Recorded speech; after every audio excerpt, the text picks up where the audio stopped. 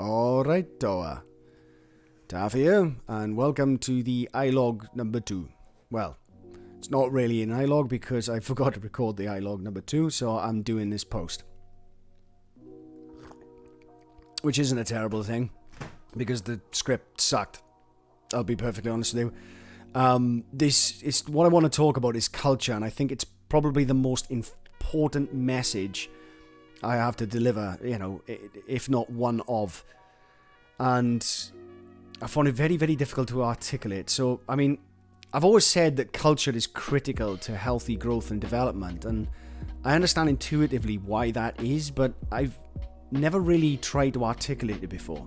So, I've spent a bit of time, I've actually wrote it down, and I think I've fucking nailed it. So here it goes. Culture, although powerful, is extremely delicate.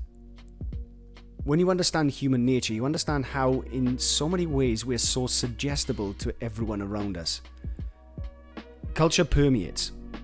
We've all found ourselves adopting choice words and phrases from people we spend a lot of time around, and most of you would have even noticed that close friends typically share the same moral and political philosophies. Sure, it's no coincidence, but the most astute would understand that it was in fact the friendship that came first. See, people align themselves with their company.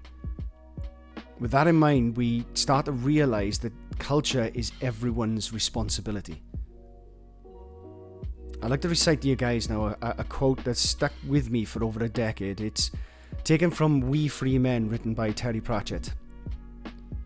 Quote, "If you trust in yourself and believe in your dreams and follow your star, you'll get beaten by people who spent their time working hard and learning things." End quote.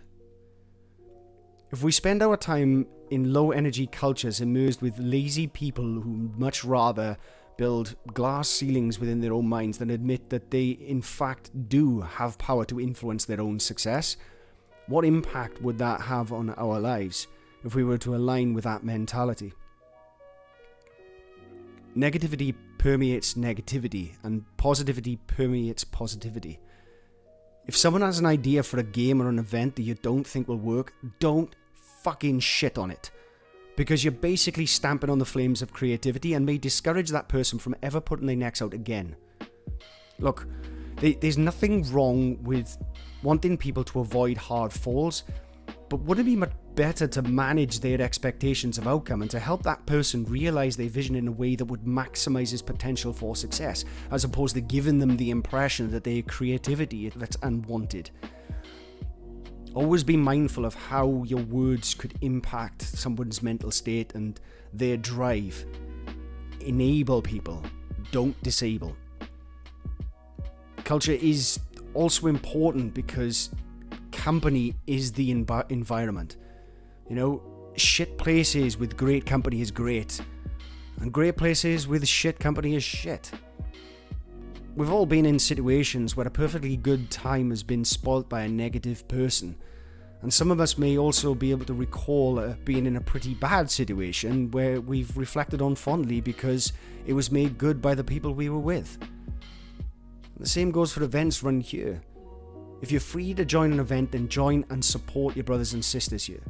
After all, we've all had fun gatherings that we were initially in two minds about joining anyway. How many times have you had the sentiment, "I'm so glad I came after all"? When you take that on board, understand this as well. As we influence the mental state of those around us then take that mental state and reflect that onto others too. Everything we say or do has a rippling effect, spreading out further than we can possibly perceive. So when we understand all that, it does beg the question, so what sort of culture do I want for the arcade? What sort of culture do I want to permeate throughout this place, throughout this community, these people that I know and love? Well, I want two things. The first should be pretty obvious. I want a high energy environment where people are pushing themselves and those around them towards success in every endeavour, both on and off the server.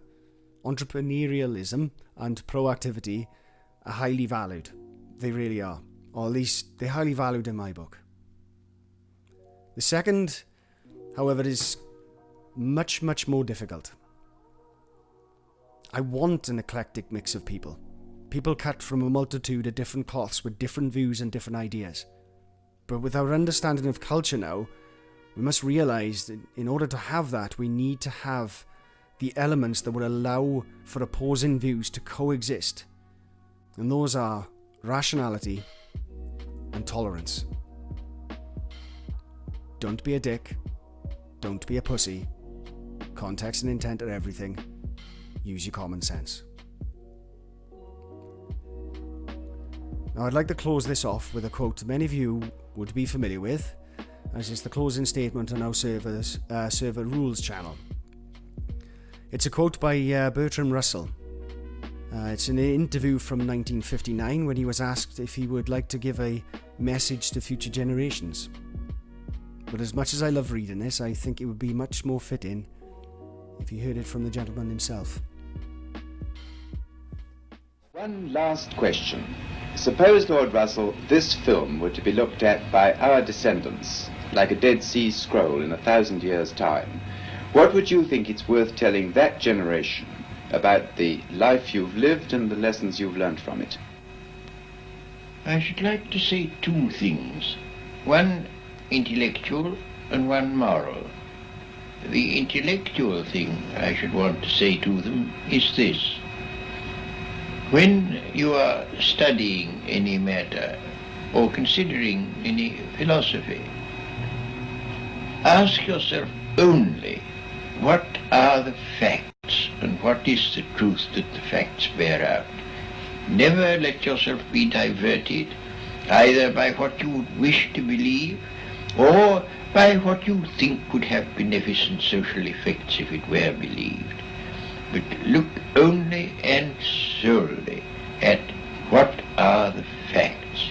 That is the intellectual thing that I should wish to say. The moral thing I should wish to say to them is very simple. I should say, love is wise, hatred is foolish. In this world, which is getting more and more closely interconnected, we have to learn to tolerate each other. We have to learn to put up with the fact that some people say things that we don't like. We can only live together in that way. But if we are to live together and not die together, we must learn a kind of charity and a kind of tolerance, which is absolutely vital to the continuation of human life on this planet. Alright guys, so all I ask is to keep this in mind now moving forward.